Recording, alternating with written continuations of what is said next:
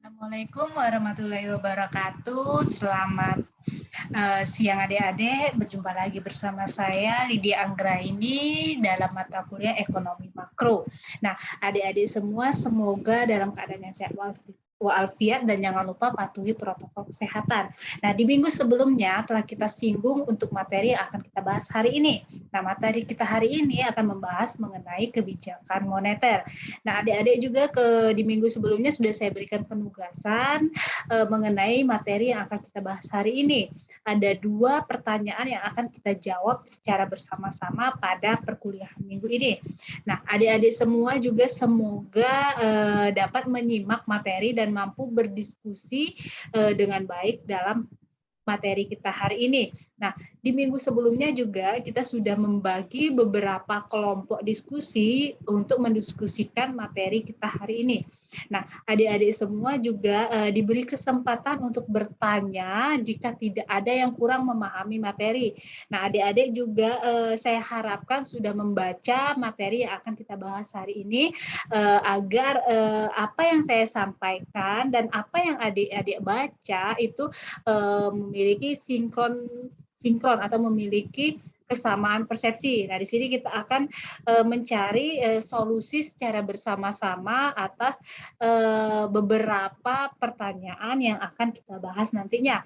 Nah, di sini saya akan seperti biasa saya akan memberikan beberapa materi dan memberikan sesi diskusi agar semua perkuliahan dapat berjalan dengan baik.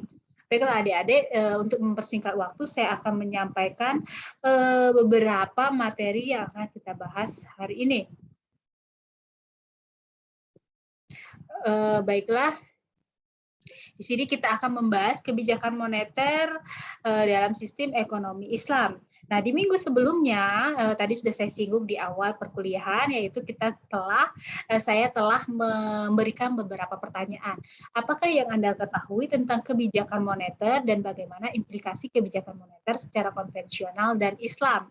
Nah, di sini adik-adik ada yang bisa membantu saya dalam menjawabnya?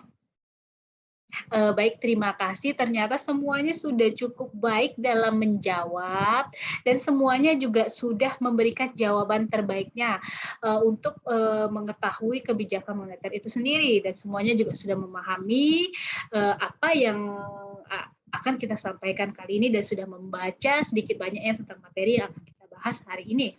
Nah, di sini adapun kebijakan moneter itu sendiri sebenarnya kata kuncinya yaitu pengaturan jumlah uang yang beredar.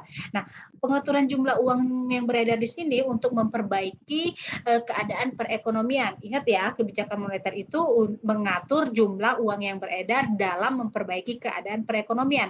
Nah, sistem keuangan Islam menerapkan sistem pembagian keuntungan dan kerugian.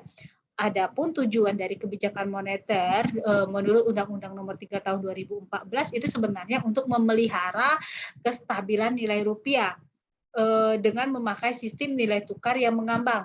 Nah, di sini ingat ya tujuannya menurut Undang-Undang Nomor 3 yaitu memelihara kestabilan nilai rupiah dengan memakai sistem nilai tukar yang mengambang. Nah, di sini nantinya ada pembahasan dalam sesi diskusi. Adik-adik simak ya. Kelompok sudah kita bagi, nanti silahkan mendiskusikan 15 menit, kemudian mempresentasikan hasil diskusinya 15 menit dan akan kita sharing bersama-sama mengenai jawaban masing-masing kelompok. Jika ada kelompok lain yang ingin membantah dan menjawab, silahkan dalam sesi sharing diskusi ini secara sopan, baik, dan benar. Oke, ya kita lanjut. Untuk case atau pertanyaan dalam sesi diskusi yang pertama, nah, jadi case-nya ingat ya, case-nya itu di masa pandemi saat ini atau di mana kondisi perekonomian Indonesia tidak stabil, daya beli masyarakat menurun, pelaku ekonomi mengalami tahap penurunan aktivitas atau kegiatan. Nah, di sini adik-adik coba menganalisa. Jadi di sini setiap kelompok silahkan menganalisa kebijakan moneter yang telah diambil oleh pemerintah dalam rangka menyelamatkan perekonomian Indonesia. Sudah cukup jelas ya untuk case atau pertanyaan diskusi yang pertama yang akan kita bahas nantinya ya. Baik, di sini untuk implikasi kebijakan moneter itu sendiri sebenarnya ada beberapa implikasi, baik dari teori konvensional dan teori Islam. Nah, di sini harus ingat case-nya atau kata kuncinya. Dalam teori konvensional itu terhambatnya sinergi sektor real dan moneter sehingga membuat ketimpangan struktur ekonomi. Nah, akibatnya yaitu mekanisme fixed and predetermined itu menyedot sebagian besar uang yang beredar. Nah, di sini juga adanya sistem bunga akan membuat ketimpangan interaksi usaha. Sementara dalam teori Islam yaitu akan berkaitan dengan arus uang. Nah, di sini sumber utamanya yaitu investasi. Nah, hubungannya dengan sektor real itu apa? Nah, aktivitas investasi itu adalah aktivitas produktif. Dengan demikian tidak ada dikotomi sejajar. Sementara eksistensi lembaga keuangan Islam itu untuk mempelancar aktivitas ekonomi. Dan sektor keuangan dalam Islam juga tidak memperbolehkan aktivitas keuangan yang menggunakan bunga dan aktivitas-aktivitas lainnya. Nah, di sini ada beberapa sih pertanyaan yang ada dalam pikiran kita secara bersama-sama ya adik-adik ya. Bagaimana sih dalam pengelolaan kebijakan moneter itu sendiri? Ada yang sudah tahu bagaimana pengelolaan kebijakan moneter? Baik, terima kasih untuk beberapa jawaban yang telah masuk ya kepada saya. Sepertinya adik-adik juga sudah sedikit nyambung terhadap materi yang kita bahas hari ini karena sebelumnya sudah membaca materi yang akan kita bahas. Nah, salah satu sebab terjadinya peredaran uang itu sebenarnya adanya defisit anggaran. Nah, defisit anggaran itu bisa terjadi kenapa sih? Nah, di sini terjadinya karena pemerintah kesulitan dalam meningkatkan pembayaran. Kemudian juga pemerintah kurang dalam mereduksi secara substansial pengeluaran negara yang mubazir dan tidak produktif. Adapun instrumen kebijakan moneter itu ada beberapa macam instrumen kebijakan moneter. Itu ada 5 macam, yaitu target pertumbuhan dalam M dan M0. Ingat, M itu pertumbuhan uang yang diinginkan dan M0 uang yang berdaya tinggi.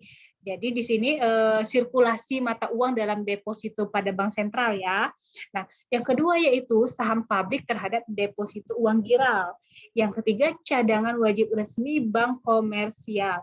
Keempat, pembatasan kredit. Kemudian yang kelima, alokasi kredit. Kemudian yang keenam yaitu teknik lain.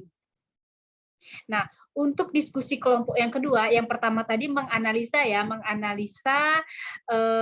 kebijakan moneter yang diambil pemerintah dalam memperbaiki struktur perekonomian. Ya, ingat case-nya ya. Nah, kemudian yang kedua itu kita akan mendiskusikan bersama-sama. Silakan diskusikan sesuai dengan kelompoknya, yaitu bagaimana sih tanggapan masing-masing kelompok terhadap kasus tersebut. Ingat, kasusnya tadi tetap sama ya. Yang pertama, ekonomi melambat, daya beli masyarakat turun, nilai tukar berfluktuasi. Nah, kebijakan moneter yang telah dilakukan oleh pemerintah itu apa? Nah, kemudian kalian silahkan menganalisa, kemudian memberi tanggapan. Sudah paham ya apa yang akan kita diskusikan nanti? Oke, terima kasih. Adapun jenis-jenis kebijakan moneter, yang pertama kebijakan moneter ekspansif. Ingat ya, kebijakan moneter ekspansif itu menambah jumlah uang yang beredar. Ingat kata kuncinya, kalau kebijakan moneter ekspansif menambah jumlah uang yang beredar, sementara kebijakan moneter kontraktif itu mengurangi jumlah uang yang beredar. Adapun operasi pasar terbuka yaitu merupakan cara dalam pengendalian jumlah uang yang beredar. Sementara fasilitas diskonto yaitu mengatur jumlah uang yang beredar dengan memainkan tingkat suku bunga. Kemudian rasio cadangan wajib yaitu mengatur jumlah uang yang beredar dengan memainkan dana cadangan. Ingat, kalau fasilitas diskonto itu memainkan tingkat suku bunga bank sentral, sementara rasio cadangan itu memainkan dana cadangan perbankan. Ingat ya perbedaannya ya.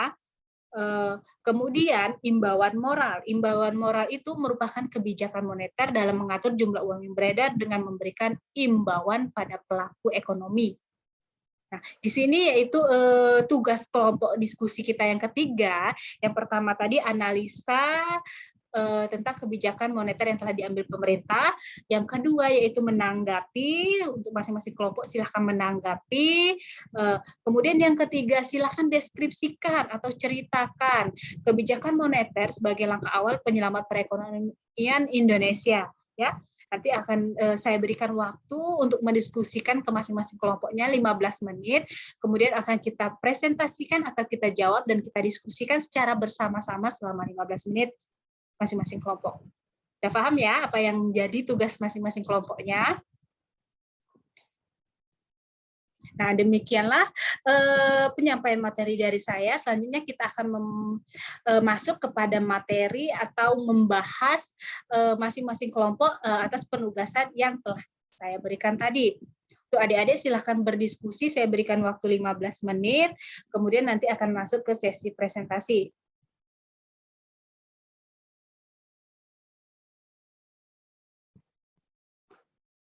Baik, terima kasih untuk adik-adik semua. Sesi diskusi telah berjalan dengan baik dan atraktif, dan terima kasih juga untuk masing-masing kelompok yang telah memberikan jawaban-jawaban terbaiknya, dan terima kasih juga untuk seluruh mahasiswa pada pertemuan kita kali ini yang telah memberikan atau menghidupkan suasana diskusi kita kali ini. Untuk selanjutnya, pertemuan selanjutnya kita akan membahas mengenai kebijakan fiskal. Jadi adik-adik silakan membaca tentang materi kebijakan fiskal. Nah, sebelum memulai materi minggu depan, saya akan memberikan beberapa pertanyaan yang akan kita bahas di awal perkuliahan minggu depan. Yang pertama yaitu apakah yang Anda ketahui mengenai kebijakan ekonomi fiskal, dan yang kedua apa saja instrumen dari kebijakan fiskal itu sendiri. Ya, ingat ya, ada dua pertanyaan yang akan kita bahas nanti di awal pertemuan pada minggu selanjutnya. Lebih dan kurang saya mohon maaf. Kita tutup materi perkuliahan hari ini dan saya akhiri. Wabillahi taufiq wal hidayah. Wassalamualaikum warahmatullahi wabarakatuh.